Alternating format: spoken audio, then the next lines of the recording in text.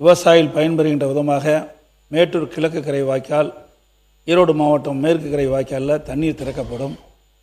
ஜூலை முதல் வாரத்திலே திறக்கப்படும். ஜூலையிலே மேட்டூர் அணையில் தண்ணீர் இல்லாத காரணத்தினாலே திறக்கப்பட முடியவில்லை. ஆகவே இப்போ தண்ணீர் மேட்டூர் அணைக்கு தண்ணீர் வந்து கொண்டிருக்கின்றது. சுமார் 81 அடி வந்து விட்டது. 14,000 அடி வந்து கொண்டிருக்கின்றது.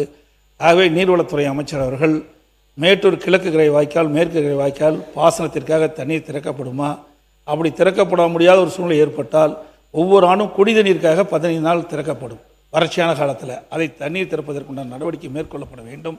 அதோட மேட்டூர் அணை நீர் நிரம்பிக் கொண்டிருக்கின்றது.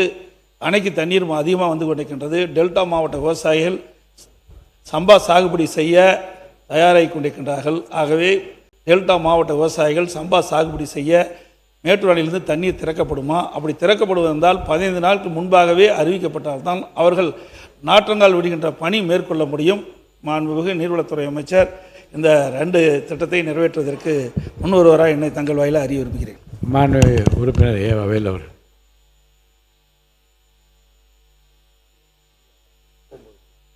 மாண்புமிகு பேரவைத் தலைவர்களே, தமிழ்நாட்டில் பல நகராட்சிகள் மாநகராட்சியாக தரம் உயர்த்தப்பட்டது. அதில் ஒன்று எங்களுடைய திருவண்ணாமலை ஆன்மீக நகரும் மாநகராட்சியாக தரம் உயர்த்தப்பட்டது. அப்படி தரம் உயர்த்துகிற பொழுது ஒரு மாநகராட்சியின் சுற்றி இருக்கிற ஊராட்சிகளை அதில் இணைக்க வேண்டிய ஒரு சூழ்நிலை. இன்னும் சொல்லப்போனால் 18 ஊராட்சிகளை திருவண்ணாமலை மாநகராட்சியில் இணைத்திருக்கிறார்கள். இந்த 18 ஊராட்சி மன்ற தலைவர்களும் தீர்மானம் போட்டு தான் அந்த நகராட்சியிலே நாங்கள் மாநகராட்சியாக வருவோம் என்று தீர்மானம் போட்டு கொடுத்து தான் அப்பொழுது அறிவிக்கப்பட்டது. ஆனால் அங்கே இருக்கிற பொதுமக்கள் இன்னும் மாநகராட்சிக்கு வேண்டிய வசதிகள்லாம் எங்கள் கிராமத்திற்கு இன்னும் வரல. அதோடு மட்டுமல்ல, இன்னும் வார்டு வரையறுக்கப்பட்டு தேர்தல் இன்னும் நடைபெறவில்லை. இன்னும் ஊராட்சி நிலையில் தான் இருக்கிறது. சாலைகள் விரிவாக்கமோ அல்லது மின்விளக்குகளோ இது போன்ற இதெல்லாம் இல்லை. அதே ஊராட்சியாகத்தான் இருக்கிறோம். மாநகராட்சி தேர்தல் நடக்கிற பொழுது அப்பொழுது அந்த மனநிலைக்கு அந்த வாக்காளர் வந்துவிடுவாங்க.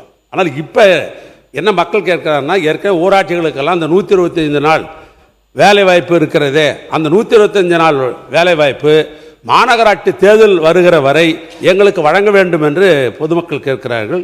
அது இந்த 18 ஊராட்சியில் இருக்கிற பொதுமக்கள் கேட்கிறார்கள். எனவே மாண்புமிகு அமைச்சர் அவர்கள், சம்பந்தப்பட்ட அமைச்சர்கள் இந்த கனியோடு பரிசீலனை செய்தால் இந்த 18 ஊராட்சிகளுக்கு இந்த 125 நாள் வேலைவாய்ப்பு கிடைக்கும். அது உங்களுடைய பதிலுரையிலிருந்து நான் எதிர்பார்க்கிறேன்.